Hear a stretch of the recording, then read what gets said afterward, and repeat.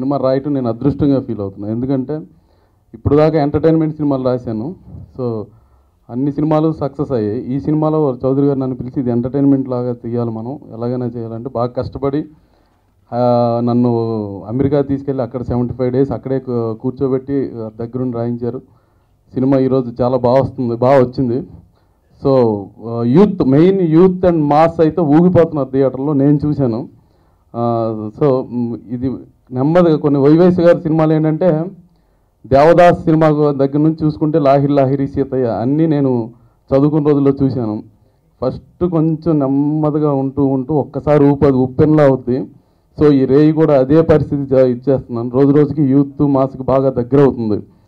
మా సాయి డ్యాన్సులకి డైలాగ్స్కి థియేటర్ దద్దరిల్లిపోతుంది. అతని డ్యాన్స్లో అతని కష్టం, మా వైఎస్ చౌదరి గారు పడ్డ కష్టం ఈ సినిమాని నిలబెట్టి పెద్ద హిట్ అవుతుందని కోరుకుంటున్నాను. Thank you very much. ఉన్న అన్ని పాటలు రాసే అవకాశం నాకు లభించడం చాలా ఆనందంగా అనిపించింది.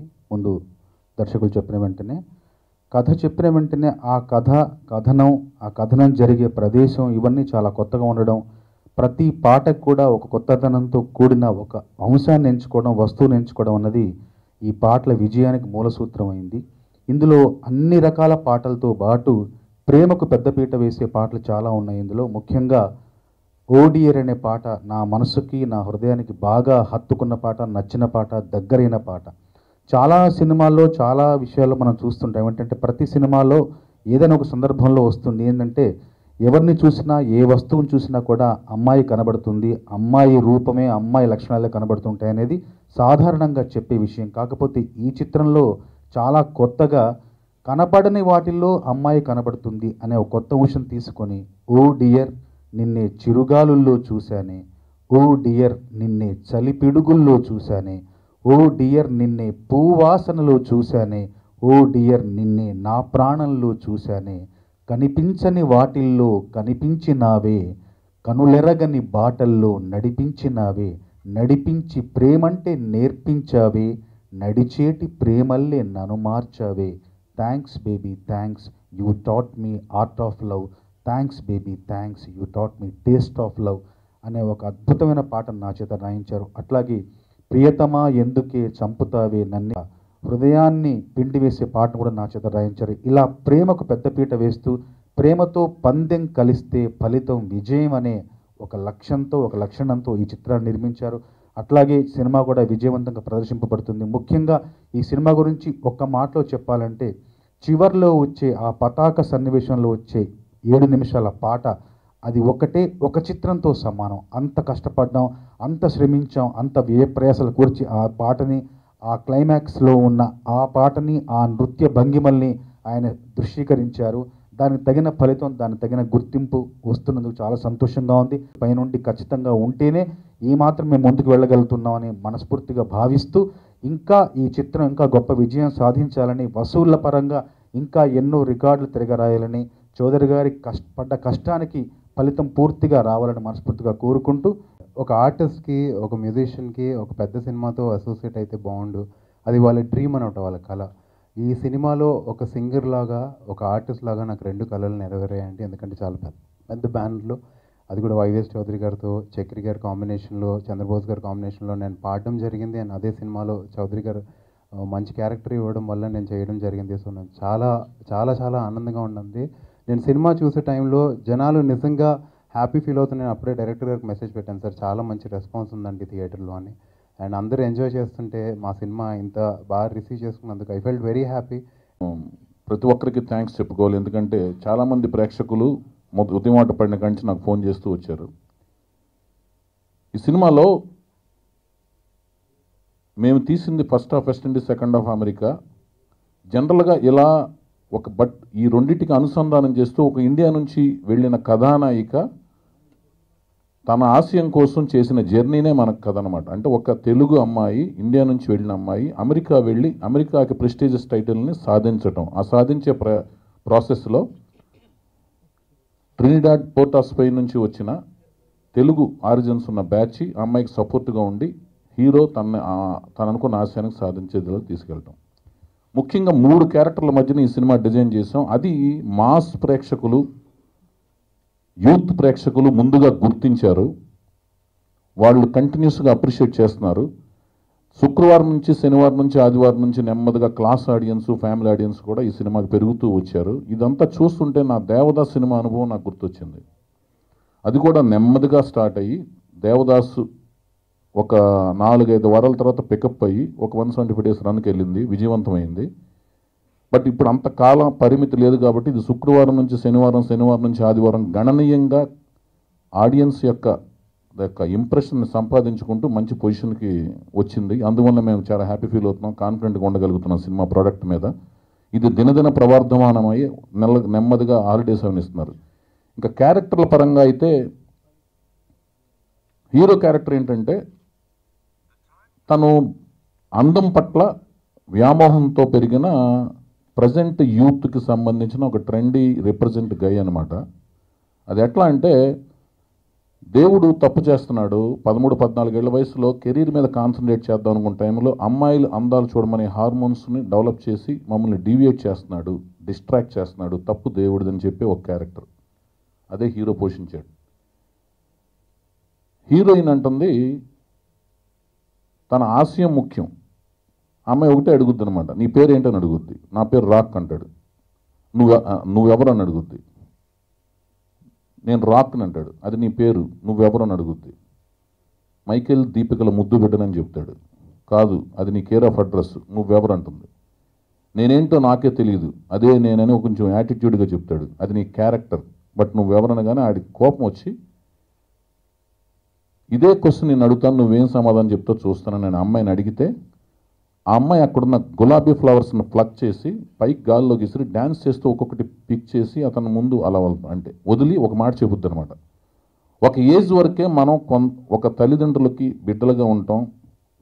బట్ ఒక ఏజ్ దాటిన తర్వాత మనలోని డిటర్మినేషన్తో డెడికేషన్తో ఒక కళ పట్ల మనం ఒక ఫోకస్ డెవలప్ చేస్తే అది మనం అవుతాం. అలా నీ దగ్గర ఉన్న కళ ఏంటని అతను క్వశ్చన్ చేస్తుంది. అక్కడ సినిమాలో ఆ కాంపిటీషన్లోకి వెళ్ళినప్పుడు హీరోయిన్ కూడా ఒక సెన్సియర్ డ్రెస్సులాగా ఉంటూ, బట్ సాంగ్స్లోకి వచ్చినప్పుడు అమ్మాయి గ్లామరస్ కనపడే డ్రెస్సులాగా ఉంటూ ఇలా చేసే జర్నీలో శ్రద్ధాదాస్ క్యారెక్టర్ ఎలా డిజైన్ చేసామంటే అమ్మాయికి వ్యామోహం పెరుగుద్ది పదవి పట్ల. అంటే తను సంపాదించిన టైటిల్ పట్ల ఒక పిచ్చి వ్యామోహం అనమాట, ప్యాషన్ అనమాట. అంటే ఇదేంటి ఒక 4-5 వారాల పాటు స్టబ్బన్గా స్ట్రాంగ్గా రన్ వచ్చే సినిమాలాగా నాకు అనిపించింది. అంత కష్టపడ్డాం, ఆ కష్టాన్ని ప్రతి ఒక్కరూ ఈ రోజున ఆశీర్వదిస్తుంటే ఎంతో ఆనందంగా ఉంది మా అందరికీ. వీటన్నిటితో పాటు సినిమాలో ముఖ్యం ఏంటంటే ఫస్ట్ నేను చిరంజీవి గారి ఫ్యామిలీలోకి వెళ్ళి ఫస్ట్ టైం నేను సినిమా వాళ్ళ అబ్బాయితో మేనర్లతో సినిమా తీయటం. ఆ సినిమా తీసినప్పుడు ఒక అభిమానిగా నేను ఒక అభిమానుల నుంచి వచ్చిన నందమూరి తారక రామారావు గారి వీరాభిమాని అభిమానుల నుంచి వచ్చాను కాబట్టి అభిమానులు ఎలాంటి ఎక్స్పెక్ట్ చేస్తారో నాకు తెలుసు. అందుకని తనకి ఆ ఫ్యామిలీ ఇమేజ్ని అడాప్ట్ చేస్తూ గోలీమార్ అనే సాంగ్ కానీ అది థియేటర్లో చూస్తున్నప్పుడు చాలా థ్రిల్ ఫీల్ అయ్యారు అభిమానులందరూ. ఉదయం ఆట చూసిన అభిమానులందరూ చాలా ఊగిపోయినట్టుగా అయిపోయింది థియేటర్ చిరంజీవి గారి అపీరెన్స్ కాడి నుంచి. ఆ సాంగ్ రీమిక్స్, అందులో చికిత్తాస్ అనే వర్డ్ కలపటం. అట్లాగే క్లైమాక్స్లో మేము చేసిన నా 35 రోజుల వర్క్ 8 నిమిషాల పాటు 11.5 నిమిషాల పాటు జరిగిన దానికి ఈ రోజున హైలైట్ అని ప్రతి ఒక్కరు ఆ క్లైమాక్స్ సాంగ్ అనేది చాలా హైలైట్ అని ఫీల్ అవుతున్నారు. అది కూడా మేము పడిన కష్టానికి చాలా ప్రతిఫలం దక్కింది. ప్రేమ్ రక్షిత్ మాస్టర్కి డెఫినెట్గా అది అవార్డు తెచ్చిపెట్టాల్సిన సాంగ్ అదొకటి. తర్వాత ఎప్పుడు అని ఎదురు చూస్తున్న సాంగ్ మేము కూడా ఎదురు చూస్తున్నాం. మొన్నే పవనిజం అనే సాంగ్ రిలీజ్ చేయడం జరిగింది. ఈ రోజునే సెన్సార్ అప్లై చేసాం. అది రేపు మార్నింగ్ సెన్సార్ అవుతుంది. అయిన వెంటనే ఎంత త్వరితగతిన అయితే అంత త్వరితగతిన ఇమీడియట్గా ఆ రోజు నేను రేపు నుంచి ఎంత తొందరగా వీలైతే అంత తొందరగా రకరకాల ఫార్మేట్స్ ఉన్నాయి మనకి. UFO, scrabble, cube, UFO, scrabble, cube, PXD 4 ఫార్మేట్లని 4 ఫార్మేట్ల ద్వారా వాళ్ళతో మాట్లాడుకుని సంప్రదించి ఇమీడియట్గా దాన్ని కలపడం జరుగుతుంది. తీయటం, ప్రొడ్యూస్ చేసి రిలీజ్ చేయడం కూడా చాలా కష్టమైన సినిమా అన్నమాట ఇది. ఈ సినిమాని ఆదరిస్తున్న ప్రతి ఒక్క తెలుగు ప్రేక్షకులు టికెట్ చించి థియేటర్కి వచ్చి మమ్మల్ని మా టాలెంట్ని చూసి అప్రిషియేట్ చేసిన ప్రతి ఒక్క తెలుగు ప్రేక్షకులకు నేను జీవితాంతం రుణపడి ఉన్నాను. అనుకోవటం అనేది మానవ జీవన విధానంలో రెగ్యులర్ అయిపోయింది. అది అంటే పేపర్లో కూడా మనకు ముఖ్యమైన అంశాల కోసం వెళ్ళటం అనేది అది అందరికీ ఉన్న లక్షణమే. అది ఇప్పుడు నాకైనా ఎవరికైనా అందరికీ ఉంటుంది. కానీ మేము పడిన కష్టం మా బస్సులో ఉంటేనే ఎంత అనేది అర్థం అవుద్ది. ఆ అర్థం చేసుకుంటానికి మాకు రిసెప్షన్ ఇచ్చి మాకు రిపీట్ మాకు అది ఇన్ రిటర్న్లో ఇవ్వాల్సింది ప్రేక్షకులు. దాన్ని ప్రేక్షకులు సరిగ్గా గుర్తించారు. ఉదయం ఆట రిలీజ్ అయిన 27 మార్చి రామ్ చరణ్ బర్త్డే సందర్భంగా అభిమానులందరూ కూడా ఎంతో ఆనందపడ్డారు. ఆ రోజున నాకు ఉదయం ఆట పడిన వెంటనే ఫస్ట్ వచ్చిన ఫోన్ కాల్ నా మిత్రుడు వి వినాయక్ దగ్గర నుంచి ఫోన్ కాల్ వచ్చింది. తను ఏం చెప్పాడంటే, అనయ్య ఈ సినిమా ఎవరెవరు ఎలా అనుకున్నారు నాకు తెలుసు, ఎందుకంటే వాళ్ళందరి మధ్యన ఉన్నాను, చాలామంది తెలుసు నాకు ఎవరెవరు ఎలా కామెంట్ చేశారు ఈ సినిమా గురించి. ఈ సినిమా రిలీజ్ చేయటం అనేది మాత్రం అన్ని షోలు అన్ని సెంటర్లు వెళ్ళిపోయింది సినిమా. నువ్వు ఇది చేయటం అనేది నీకు పెద్ద కొట్టేవనయ్య. సినిమా హిట్ గురించి ఫ్లాప్ గురించి లేదా యావరేజ్ గురించి ముఖ్యం కాదు, ఇది నీకు నీ ప్రెస్టేజ్కి సంబంధించిన విషయం. నువ్వు పడిన హార్డ్ వర్క్ ప్రజలకు రీచ్ అవటం అనే ప్రాసెస్లో నువ్వు ప్రొడ్యూస్ చేసుకున్న ఎఫర్ట్కి కరెక్ట్ విజయం సాధించావు, ఇదే పెద్ద విజయం అని చెప్పి ముందుగా ఫోన్ చేశాడు. తర్వాత ఆటోమేటిక్గా డెఫినెట్గా నీ కష్టాన్ని ప్రజలు గుర్తిస్తారు. నీ పట్ల డెఫినెట్లుగా నువ్వు పడిన నువ్వు ఊరికనే కష్టపడలేదు. ఇమీడియట్గా ఫోన్ చేసి, చౌదరి కంగ్రాట్స్, ఇది సినిమా డెఫినెట్గా మంచి టాక్ వచ్చింది, నాకు చాలా మంది చోట్ల కనుక్కున్నాను, మంచి టాక్ ఉంది, మాస్క్ యూత్కి బాగా ఎక్కింది, నువ్వు ఏం వదలొద్దు, సినిమా డెఫినెట్గా ప్రచారం చేయి, నువ్వు దేవదాస్ స్టైల్లోనే డెఫినెట్గా మంచి హిట్ అవుతుందని మనస్ఫూర్తిగా ఆయన ఆశీర్వదించారు. ఆయన ఆశీర్వాదం ఎప్పుడు నాకు ఉంటుంది. మా మొదటి సక్సెస్ ఏంటంటేనండి, ఈ సినిమా ద్వారా మా సినిమా రిలీజ్ అవ్వడం అండి. ఎందుకంటే చాలామంది ఈ సినిమా రిలీజ్ అవ్వదు అని చెప్పి చాలా నిరుత్సాహపరిచారండి. బట్ మా డైరెక్టర్ గారు ఇవన్నీ పట్టించుకోకుండా ఆయన డెఫినెట్గా ఆయన కష్టాన్ని ఎలాగైనా జనాలను గుర్తిస్తారని చెప్పి నమ్మకంతో సినిమా రిలీజ్ చేయడం జరిగిందండి. అండ్ అన్ని సెంటర్స్ నుంచి కానివ్వండి, అన్ని చోట్ల నుంచి కానీ మంచి పాజిటివ్ రెస్పాన్స్ వచ్చింది. అండ్ ఎస్పెషలీ నా పర్ఫార్మెన్స్ చాలా బాగుందని చెప్పి చెప్తూ ఉన్నారు. నాకు చాలామంది చెప్పారు నా పర్ఫార్మెన్స్ బాగుంది అని చెప్పడం దానికి కారణం వచ్చేసి వైవే చౌదరి గారండి. ఎందుకంటే ఈయన ఇంతగా నన్ను ప్రోత్సహించి ప్రతి క్షణం నా వెనకాలే ఉండి నన్ను నేర్పించి ప్రతిదీ ఏదైనా కానీ ఎలాగైనా కానీ నువ్వు బాగా చేయించి నాతోటి మీ ముందే తీసుకొచ్చారంటే దానికి కారణం వైవే చౌదరి గారండి. సో ఆయన పడ్డ హార్డ్ వర్క్ కానివ్వండి, ఆయన పడ్డ కష్టం శ్రమ అవి వృధాగా అవ్వలేదని చెప్పేసి నాకు గట్టి నమ్మకం. And thank you sir. ఇంత ముందు కూడా అడిగాను, మళ్ళీ అడుగుతున్నాను. సినిమా రిలీజ్ అవ్వకముందు ఒక మాట, సినిమా రిలీజ్ అవ్వక మాట నేను చెప్పనండి, అడుగుతున్నాను. నాతో ఇంకో సినిమా చేస్తారు కదా, అలాగే నాకు నమ్మకం మా డైరెక్టర్ వైవే చౌదరి గారు అవుతుందండి. ఆయన నమ్మకమే, ఆయన కష్టమే ఈ రే.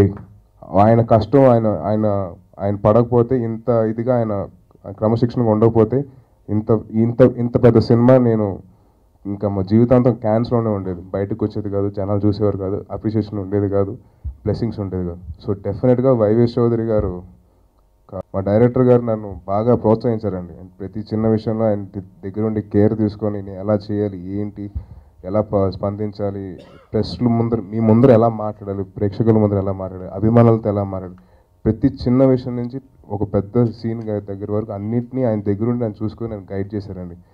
దీని గురించి నాకు గురువు నాకు ఇంకోటి దొరకదని చెప్పి నా నమ్మకం అండి. Sir thank you so much sir.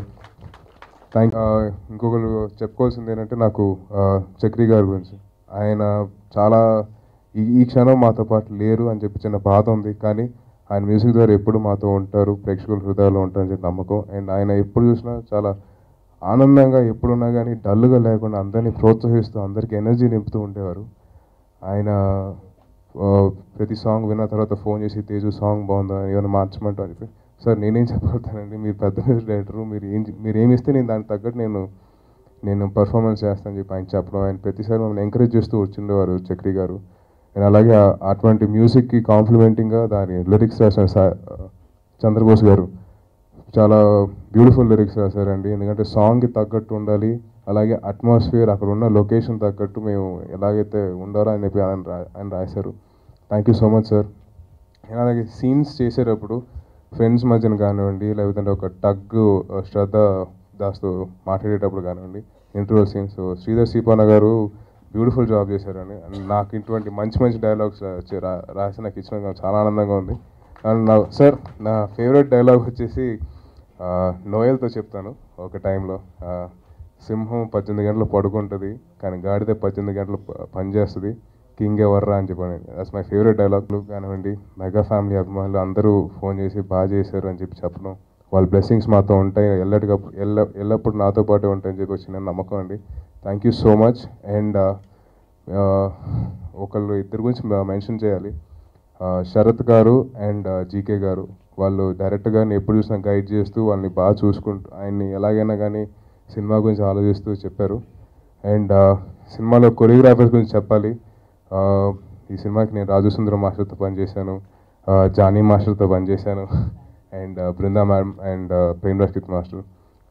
బ్యూటిఫుల్గా కొరియోగ్రాఫ్ చేసి నన్ను ఎలాగైతే ప్రజెంట్ చేయాలనుకున్నానో అలాగే ప్రజెంట్ చేసి డైరెక్టర్ గారి విజన్ ద్వారా నన్ను బాగా ప్రజెంట్ చేశారు.